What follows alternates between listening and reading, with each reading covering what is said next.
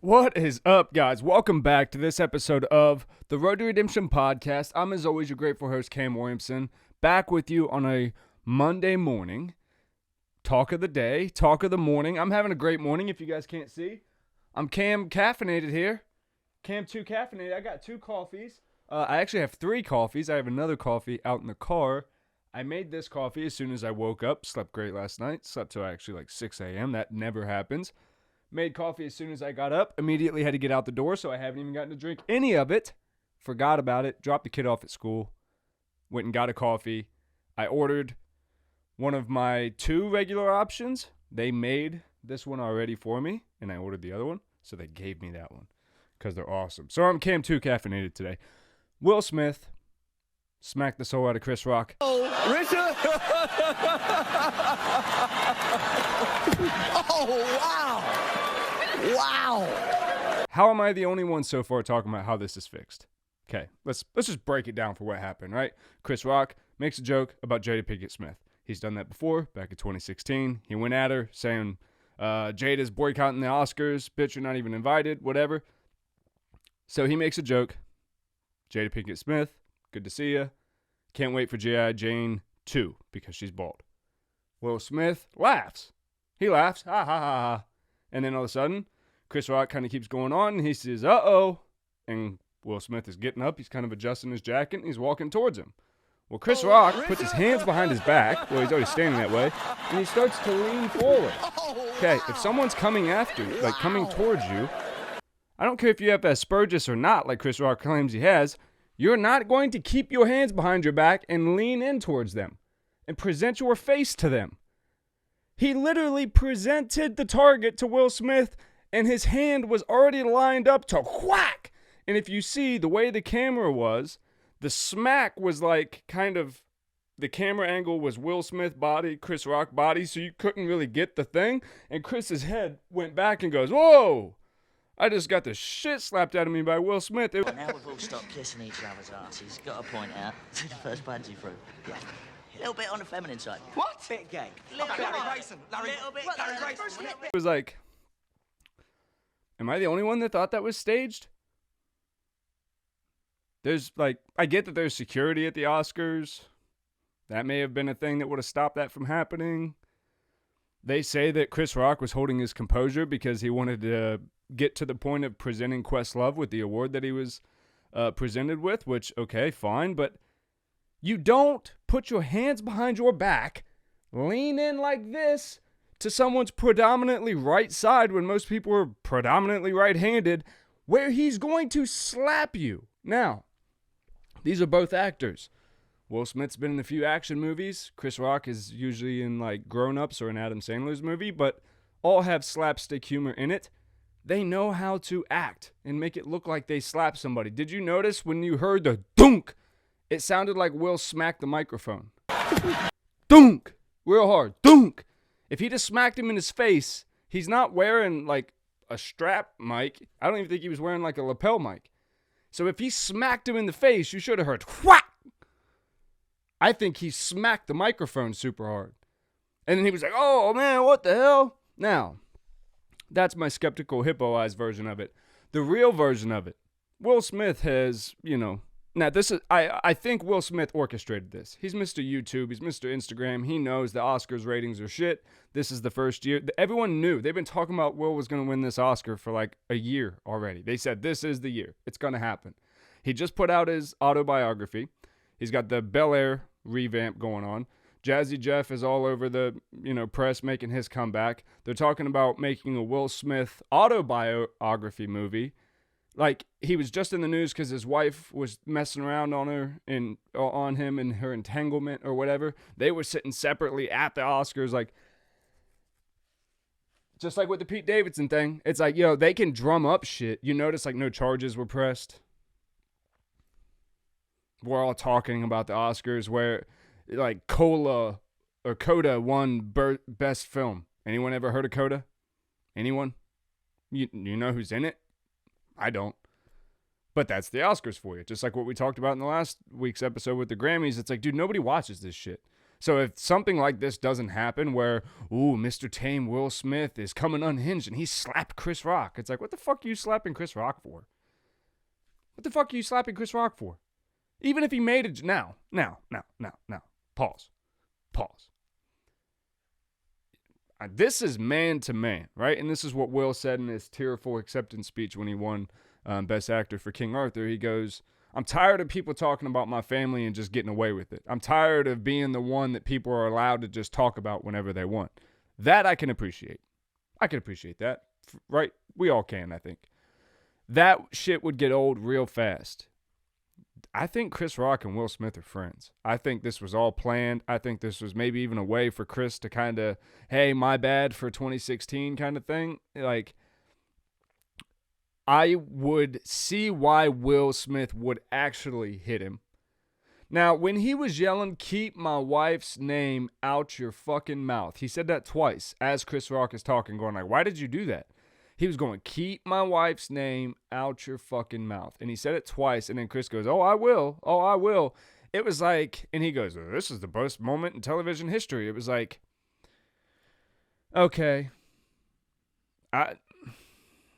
We're talking about it, so mission accomplished and all that, but like, I don't know. It's just one of these things where now it seems like it's just so easy that all these things, to see that all this stuff is set up, that it's not even fun anymore. Maybe it's because I'm getting older and I'm kind of in entertainment that I can see through some of the production value of this. But now things are just like, hey, try harder. Like the Colby Covington, Jorge Masvidal thing. That was real. That was a real engagement that really happened. Two dudes. Now, it was still fucked up. Jorge cold-cocked Colby, but like that's a real encounter. Having someone standing with their hands behind their back, presenting the face that's about to get slapped to the person. I mean, it reminded me of the scene in How I Met Your Mother when they did like slapsgiving between Marshall and Barney, where he's like, ah, boom. Oh.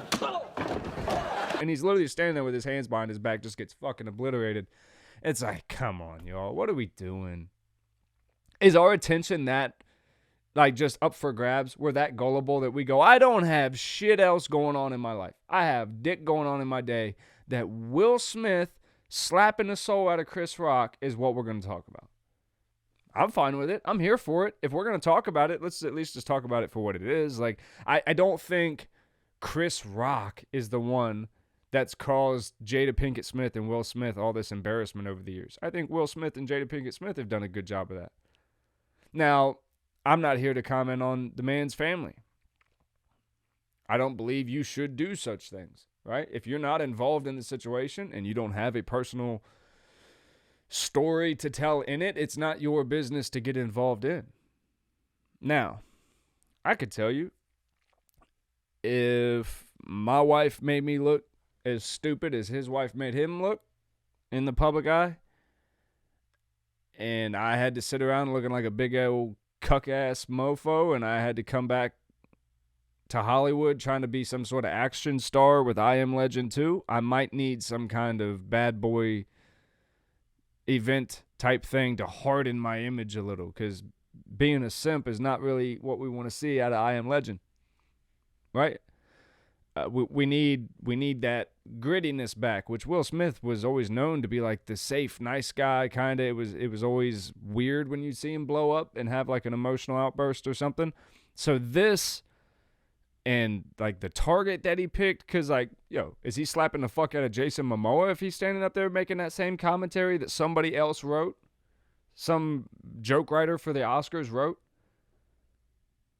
Come on. That's all I can really say about it.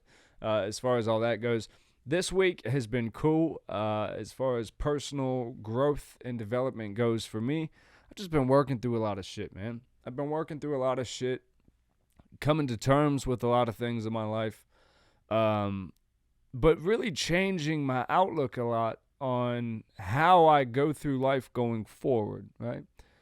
When even last week, you know, when I find myself getting in these depressive episodes or these real dark moments when I'm trying to figure out, like, did I get to where I am in my life because I was completely shut out by people who rejected me and I was never good enough for anyone and all this stuff, and I let all those thoughts start to go.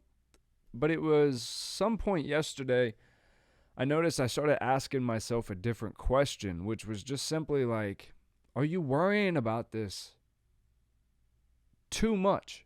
Right? And people have said that for years. People have always said, like, Cam, why do you worry about shit so much? You worry and you dwell on things from your past for so long, and you let it bother you, and you let it feel like a fresh wound for so long, and you don't have to do that.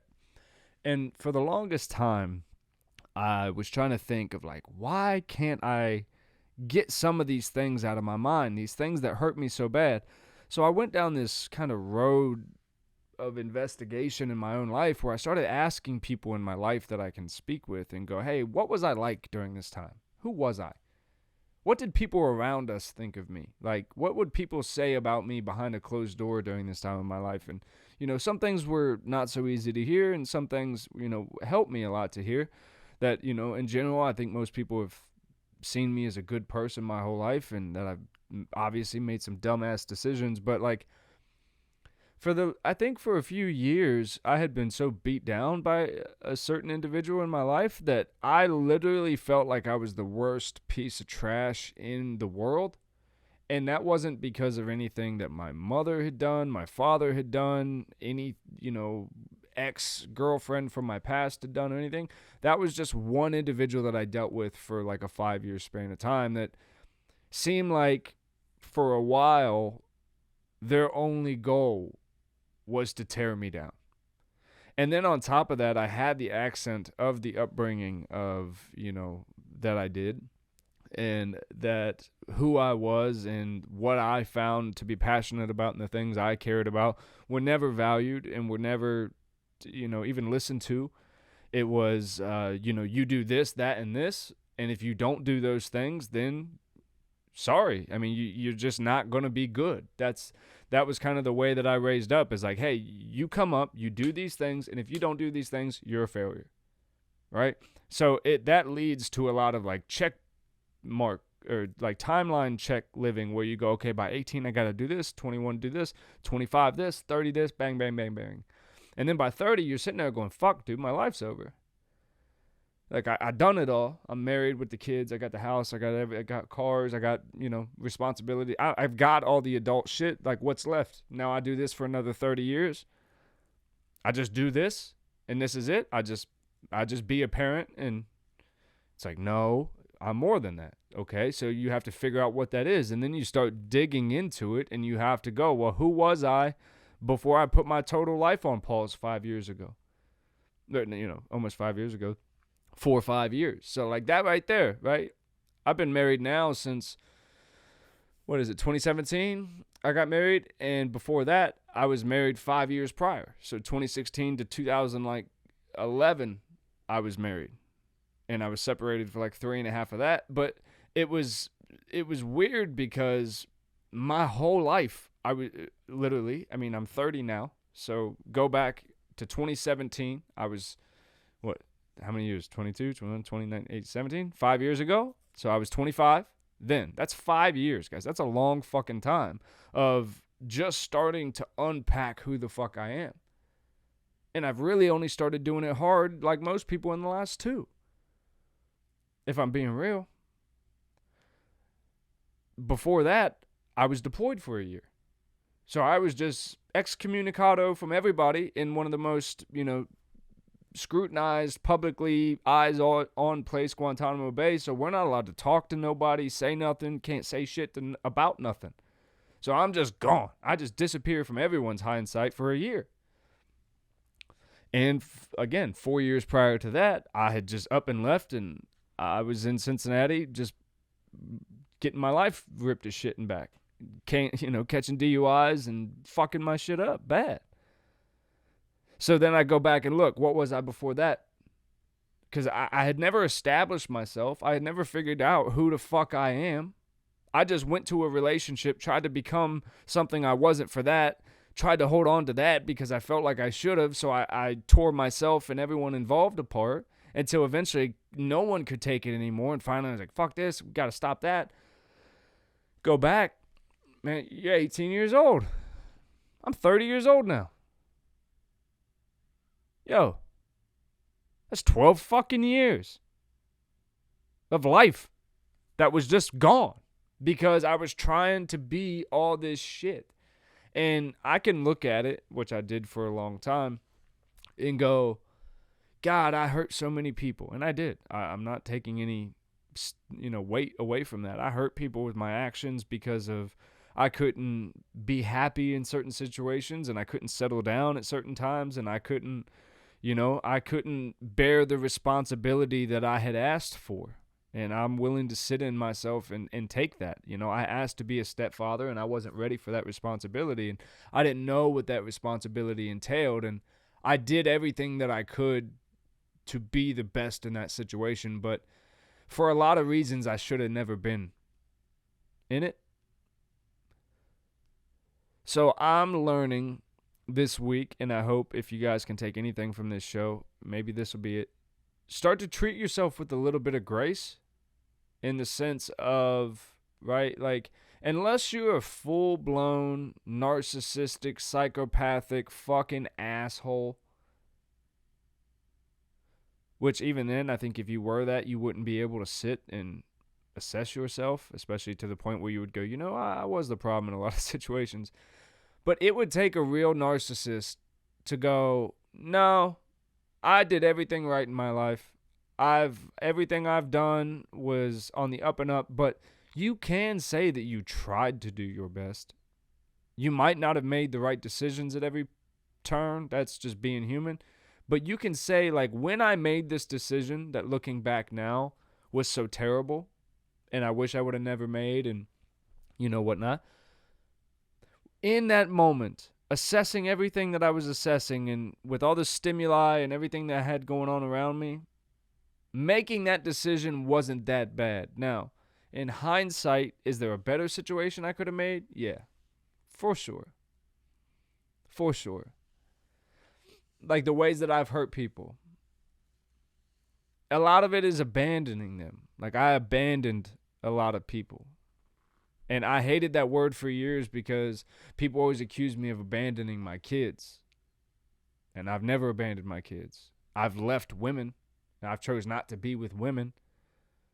But I never made the choice to not be a part of my kid's life, whether it be, my son when I was 17 or my daughter, my oldest daughter now. Like, I chose not to be with their mothers anymore. And because, the way America is and the way that the world sees families, no matter what, right off the rip, even if there isn't issues involved, the mom has all say in the world, especially back in like 2009, 2010. I mean, it wasn't even a fucking question. Especially, an 18-year-old mother who didn't graduate high school with a, 18-year-old dad with nothing going for him. Then But I sat around for years hating myself because I would never be a good dad to, that boy, or that I'll never be the one that wakes up and goes to sleep with my oldest daughter and focusing on all this shit that is never going to change, people I'm never going to speak to again, and rights that I can never make wrong. And, I think for the longest time, maybe it was because I got too deep into manifestations and law of attractions and stuff. I started to think that anything was possible. And if you cared enough and if you had the work ethic and the dedication and the determination, you could make every wrong in your life right. You get what I'm saying? You can mend the hearts that you broke. And the unfortunate thing of that is it's not true, right? Every human interaction, every human connection requires two. That's why it's a connection and interaction. There's got to be two to interact. Like the observer has to be observed by something to be perceived, right?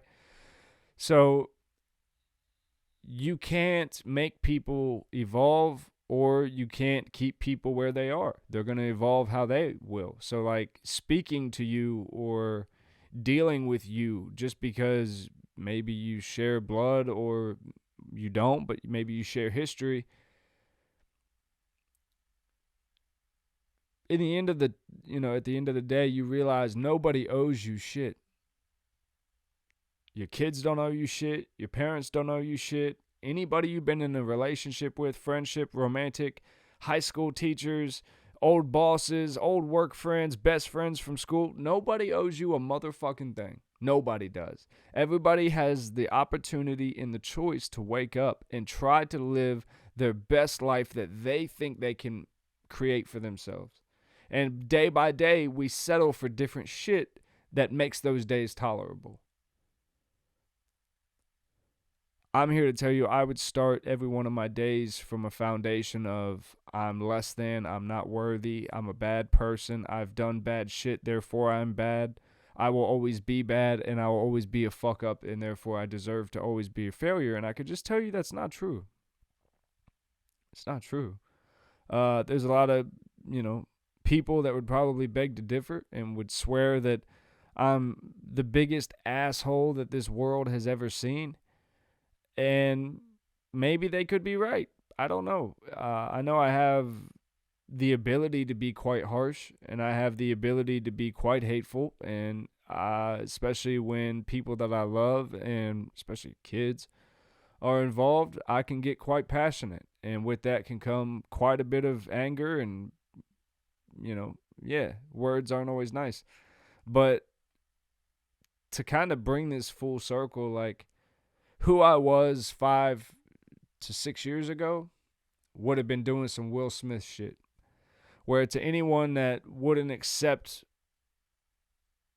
what I had to say, or anybody who wanted to talk to me crazy or act like I'm one to be played with, back in the day, it would have been like, make a big scene. Even if I had to like fly across states and go pop up on somebody and, show somebody that I was, I was what I say I am. Like, I'll pull up on you and I'll fuck your shit up quick. But it's like, I used to be that way. And it led me to jail, and it led me to all this other crazy shit that I don't want to deal with anymore. And it's all, you look in hindsight and you go, I'm angry and I'm willing to act this way for people that I care about.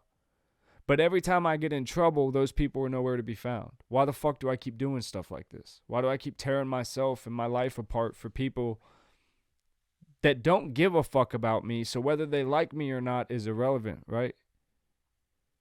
And I'll admit, maybe I took way too long in my life to learn it, but sometimes when you care about people, it's hard to believe bad things about them, that they are mean and they are like not of good heart, that they have bad in them.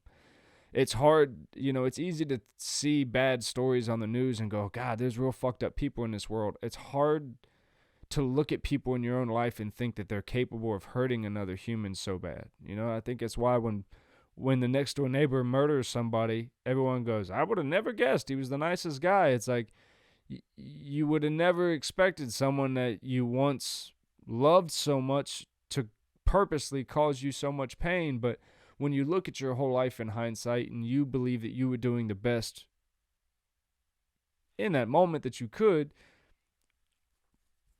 maybe you could sleep easier at night if you just, whether it's warranted or not, you give other people that same credit and go, other people really are just trying to survive out here. None of us have the answers. We all think maybe sometimes we do and other times we know we don't, but either way, it's all just a search. It's a big search, and search for what anymore? I don't even know, but it seems to just be we're all filling time on this earth while we wait for the next thing to happen or the next, I really have started to feel like recently that we should start having a conversation. Like, if we got the call or if we got the news that we had 6 months on this earth, we had 6 months left on this earth. That's it. There's no debating it. There's not we're going to send somebody up and try to do all that like in the movie. No, you got 6 months. I really think that this world would just choose to burn.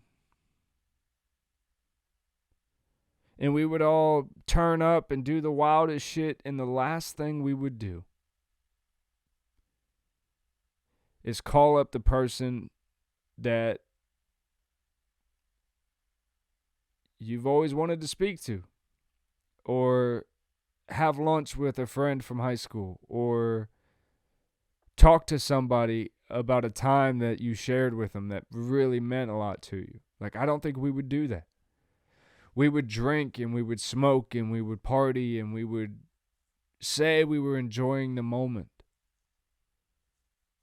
When in reality, you have to realize that the moment has only ever been sharing things that set off an emotional reaction inside of you with people that are able to do that. Right? You're not able to get an emotional response out of everybody. Somebody can say something to you and it doesn't mean anything, and another person can say the exact same thing and it changes your life. There's connections in this world that we just don't understand, but I think that more and more we're just not interested in those. We're more interested in the way things look, the way things appear to others, and I don't know why, because we're seeing how bad that's falling apart, but it just seems to be the way that the world's going. I don't know. I don't know how much interest I have in even being a part of like the social media thing anymore. I pretty much gave up my Instagram. Like, I don't really like being a dancing monkey on TikTok anymore for attention to try to get people to watch the show. I would really rather just, be by myself and be left the fuck alone anymore, because I realize that I'm not for everybody, and I'm probably just not for anybody really. My kids got to put up with me. I'm their dad, so they get to endure this until they get the choice not to. But like, even my 6-year-old, man, like, she doesn't. Yeah, I'm not gonna go there. I'm just not for everybody, and I'm cool with that now, though. Like, I stress myself out a lot trying to be a lot of things for a lot of people for a long time, and it left it to where every time I got time by myself, I felt bad, like I was doing something wrong because I wasn't doing anything for anybody else. But then I would get so overwhelmed because I never had time to myself. And now I got nothing but time to myself, and I'm skating a lot, and I'm, thinking about starting to make music a little bit again. And I don't know. I don't know what's coming next. I just don't have the desire to sit around and relish about past mistakes anymore. I'm past it now. I can say with a whole heart, like, Road to Redemption's going to always live on. And, I'll probably always do this show in one way or the other. But as far as me talking about my life anymore and lessons I've learned from the past, I think that chapter's over, man. Things are what they are. And my position is permanent in a lot of people's lives, and I'm cool with that now, because it's best for me, and I really don't give a fuck what other people are doing anymore. So to get to that place took a lot of heartbreak, because I had to convince myself that I wasn't a bad person for not caring about people that I shouldn't care about anymore. And that I'm not a bad person for not investing a bunch of energy into a situation that's never going to change and never going to resolve. Some things you just got to let be what they are, that is life. When a situation is what it is, all you can do is accept it, or you can be in complete turmoil trying to deny it. But denial is like the biggest monster you could carry on your back, because it just puts these glasses over your eyes of a false reality that's unnecessary. Denying your situation is not going to do you or anybody else any favors. So you might as well just accept the fact that life ain't fair. Life sucks. People do a lot of messed up shit. People come in, they go out, and they'll do that at their own leisure. Life's tough. I guess we'll all get a helmet. Love you guys.